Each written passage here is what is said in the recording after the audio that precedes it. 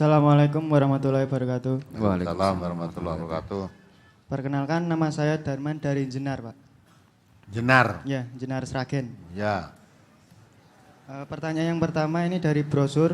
Untuk yang halaman 1 yang bawah sama yang halaman 2 yang paling atas itu kan Rasulullah ketika berkhutbah itu menegur ketika ada seorang laki-laki yang datang itu duduk disuruh untuk berdiri untuk bersolat dengan itu. Dari hadis ini apa kita bisa mengambil pelajaran bahwa khotib itu dianjurkan atau disunahkan untuk menegur atau menyarankan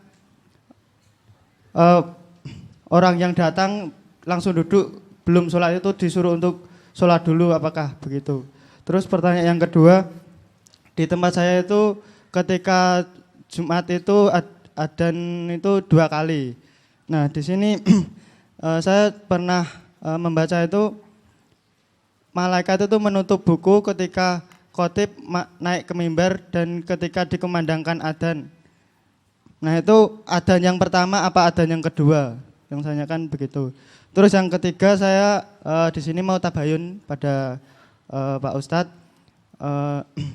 Di cabang itu disampaikan bahwa seluruh warga MTA itu dilarang dagang atau berjualan rokok. Kalau yang dulu itu dilarang merokok dan yang tetap merokok disuruh untuk berhenti dulu sampai dia tidak merokok untuk mengajinya itu. Terus yang saya tabayunkan ini, apakah benar ini warga MTA dilarang untuk berjualan rokok? Nah, ketika kalau misalnya benar, ketika ada warga yang masih tetap berjualan itu, apakah itu menjadi tanggung jawab pengurus? Apakah bukan gitu?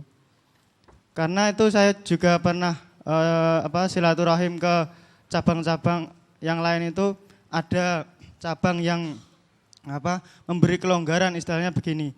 Saya biarkan sendiri,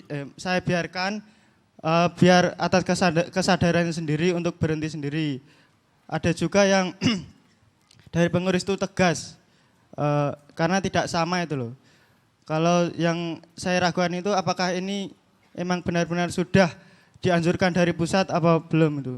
Atas jawabannya terima kasih. Assalamualaikum warahmatullahi wabarakatuh. Assalamualaikum warahmatullahi wabarakatuh. Kamu ikut cabang mana? Cabang Jenar, Pak. Jenar. Dah lama? Sudah dari 2013 Desember. Datang akad pagi berapa kali? Sudah sering, Pak. Kok orang kerungu? Masa sudah sering, berarti kalau datang ngantuk kamu dia. Jadi kita lihat contoh Rasulullah tadi. Kalau kamu sebagai khotib, ada orang masuk masjid langsung duduk, belum sholat 2 rakaat ditegur boleh. Berdiri dulu saudara, sholat 2 rakaat dulu. Itu boleh, tidak salah. Tapi kalau yang ditegur orang yang tidak mengerti ya nekat. Nah, berdiri dulu, sholat 2 rakaat, mana ngopo ya? Ya, maka ngaji itu penting. Nah ngaji tidak usah disuruh, dia langsung memberi sholat. Nah itu kalau nanti zaman Nabi yang negur, dengan kita yang negur kan lain. Ya, kalau Nabi negur langsung berdiri. Nah kita yang negur mungkin bisa dijawab gitu. Jadi boleh imam menegur orang datang belum sholat tadi terus duduk ditegur suruh sholat boleh. Ya mungkin ditegur tadi mau jalankan apa tidak. Ya. Tidak tahu. Kalau tidak mau ya tidak usah dipaksa. Ya. Kapan malaikat itu buku? Ya nanti kalau sudah khotibnya naik ke mimbar mau khutbah itu. Mau khutbah ya. Dan naik mimbar. Terus sebelum khotib mulai khutbah kan adzan. Nah itu tutup, malaikatnya tutup. Pintu-pintu yang dijaga-jaga malaikat semua tadi. Begitu khotibnya buku tutup langsung malaikatnya ikut mendengarkan khutbah. Dalam hadisnya kan begitu, malaikatnya ikut mendengarkan khutbah semua. Nah itu khutbah yang kedua ya. Adzan yang kedua, bukan khutbah yang kedua. Adzan yang kedua, bukan khutbah kedua. Adzan pertama, kalau zaman Utsman, adzan pertama itu dulu dikerjakan di pasar, di aura suatu tempat. Mungkin pada saat itu karena tidak ada pengeras kan ya, orang sibuk berdagang, ya di pasar disuarakan kumandang adzan dulu, biar para pedagang-pedagang sudah siap-siap, ya siap-siap untuk meninggalkan dagangannya, nonton dagangannya, tinggal ke masjid. Nah, terus nanti sama masjid adzan yang kedua tadi itu baru khotib mulai mimbar, memberi salam, terus mulai adzan. Lah itulah malaikat-malaikat mendengarkan khutbahnya tadi. Ya, kalau adzan yang pertama dulu dilakukan di pasar Utsman bin Affan itu. Dan adzan kedua itu ya dimulai pada zaman Khalifah Utsman itu.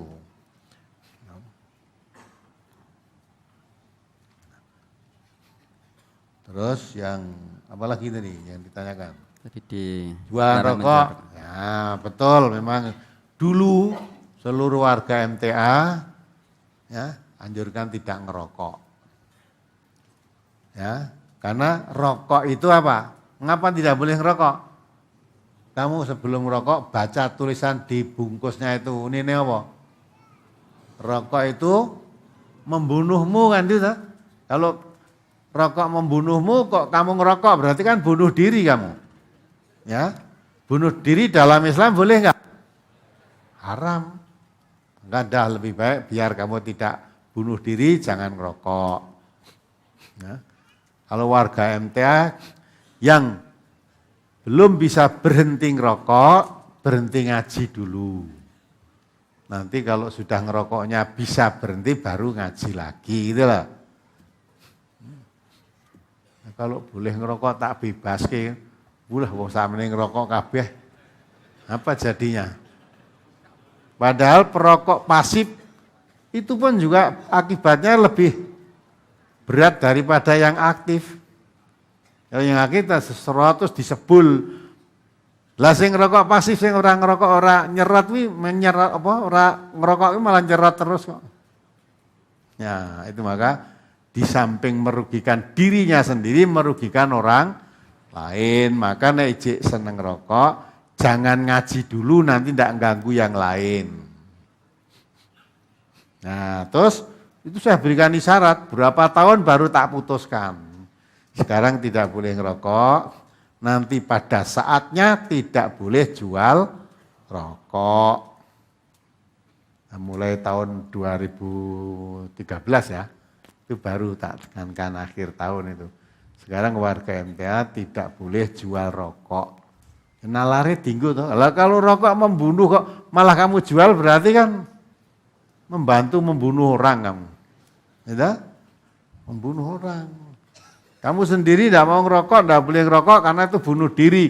Lah kok diberikan orang ben sing mati orang lain saja, saya tidak apa begitu. Nah, kalau rokok itu membahayakan kok kamu jual, berarti kan kamu menjual sesuatu yang membahayakan. Maka tidak usah jual rokok, ganti aja jualan yang lain. Nah, padahal orang yang bilang, padahal rokok itu marai rame. Iya awal-awal gitu, tapi orang yang betul-betul yakin, karena itu sesuatu madorotnya lebih besar daripada manfaatnya, langsung ada yang pimpinan cabang dan sebagainya. Begitu saya mintakan, berhenti rokok, tidak boleh jual rokok, langsung tidak jual.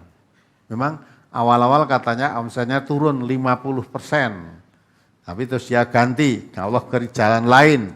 Diganti dengan jualan makanan-makanan ringan itu. Alhamdulillah sekarang hasilnya lebih besar daripada jual rokok. Katanya rokok itu batinnya ya cuma sedikit. Ya, katanya satu bungkus itu batinnya enggak sampai ribuan. Besar tuh enggak, cuma kecil saja.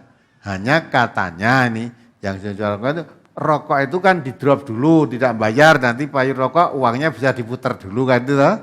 Nah untungnya hanya di situ. Nah, suatu saat, pas saatnya habis, rokok tadi uangnya baru diputarkan untuk beli dagangan lain, saatnya bayar belum masuk, tadi kan dari utang.